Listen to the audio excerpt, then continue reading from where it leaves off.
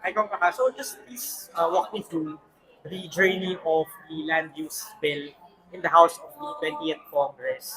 Mas naging madali ba yung pagbasa given na siya ay priority measure ng Presidente? And I know na in past Congresses na kabilang kayo ay pinaglaban niyo rin naman yung land use bill.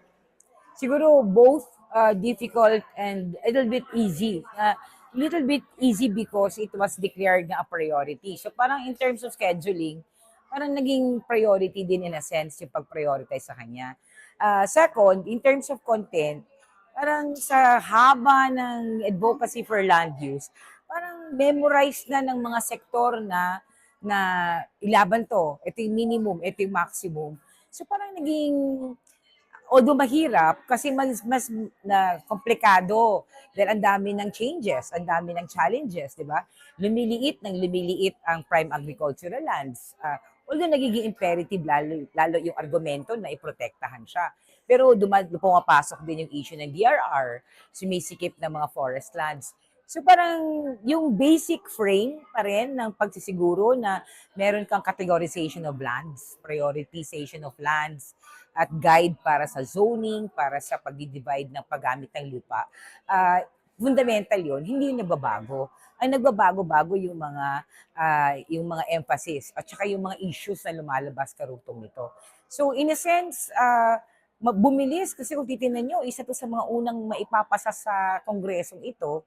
Wala pa tayo sa kalagitnaan halos ng 20th Congress. Mabagal kasi marami pa rin interest na pumapasok eh. Tandaan nyo, may bicameral pa kahit nag-third reading ngayon. At kahit na pinag-uusapan niya rin siya sa Senado, ay magkakaroon pa rin ng debate kung talaga paano mo ililimit ang paggamit ng mga lupain sa Pilipinas na masigurong mapoprotektahan yung forest cover, mapoprotektahan yung mga challenges on disaster risk reduction and management, yung pagpoprotekta sa mga mag-asaka, pagpoprotekta sa mga mangingisda. Kumbaga, lalong lumalaki dahil sumisikip ang laban ng mga maliliit at ng mga mahihirap. Just articulate parang how impactful this bill will be if passed into law, given that the issue of land use bill, it's not inherently sexy yung discussion, but you know how important Yes. this bill is and how long the journey has been for Yes, I know this is not a very sexy law. Well, aside from the fact that it's very long, complicated, very technical. Pero wag lang po natin kakalimutan, ang pinaka-fundamental na value ng batas na ito ay ang tamang paggamit ng lupa.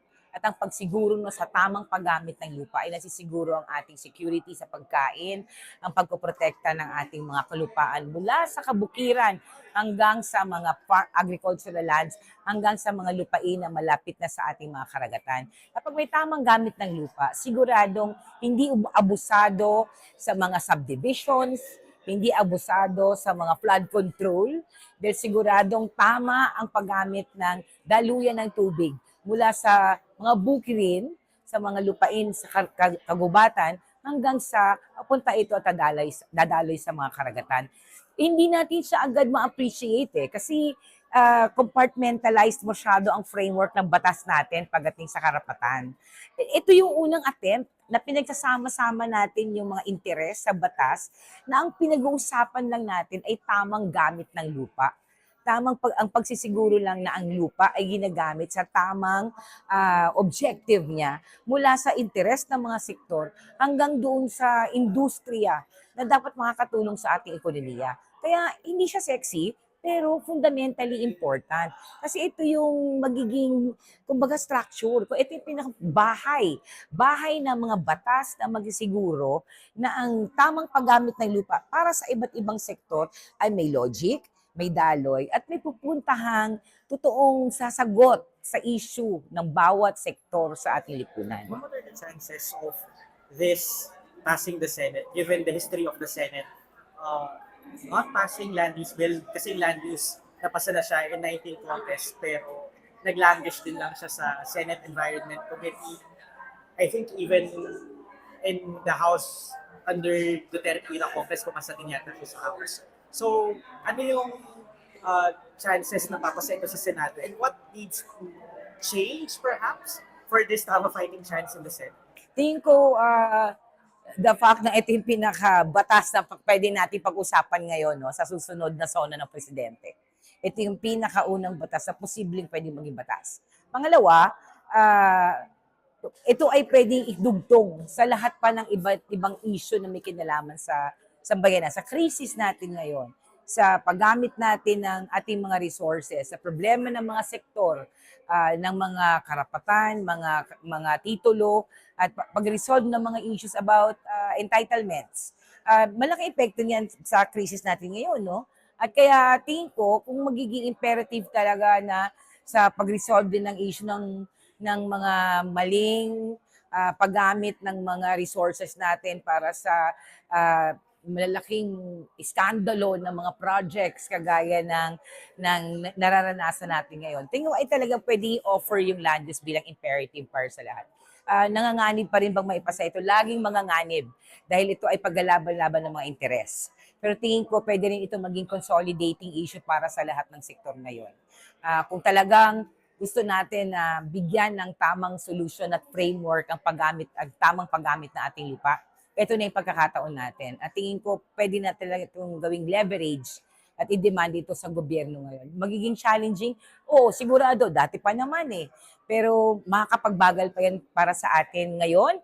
Tingin ko pwede talaga siyang magamit natin ngayon para itulak lalong muli na magkaroon ng tamang rationalization ang paggamit ng ating lupa sa Pilipinas. Do you think kayang kumbinsihin si Senator Camille Villar na hindi upuan yung version ng land use bill sa Senado given that she chairs the environment committee? Correct. Ngayon, dalawa na ang anak ni Senator Villar, no? Mula kay Senator Cynthia, dalawa yung anak niya. Tingin ko naman yung dalawang anak niya, napag-isipan na nilang mabuti, no? Na magiging beneficial din naman sa kanilang negosyo, sa kanilang pag-advance sa kanilang industriya, kung ito man ay may kinalaman din sa paggamit ng lupa, sa mga subdivision. Wala tayong ibang paraan kundi itamain ang rational use ng mga lupa. Ngayon, sila na lang ang matitirang kalaban kung talagang tatanggayan pa nila. Ngayon, gusto ba nilang ma-highlight na sila na lang ang matitirang kalaban? What can President Marcos do? This is an issue of political will. Given that, yun nga sa 19th Congress, priority measure na rin naman yun. Tapos yung Kongreso ito, priority measure niya pa rin. What can President Marcos do? Parang, can he participate in, or can he double down on backdoor negotiations on this subject? Kung ako, sa tingin ko, the fact na ito ang isa sa mga unang naipasa. May mga susunod pa na equally challenging. Political dynasty, impeachment, and all others. Ngayon, pag nausap-usap tayo ng hierarchy ng karapatan ng mga lupa, tingin ko, hierarchy ng karapatan at hierarchy ng issue ng development ng bayan, pwedeng talaga itapat ang issue ng land use para maging leverage.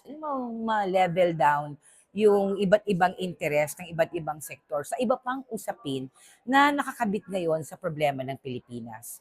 Ngayon, magiging pangit ba na gawing leverage ng land use?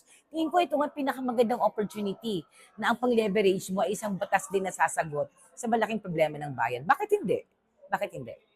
Sige po, yun lang po yung questions.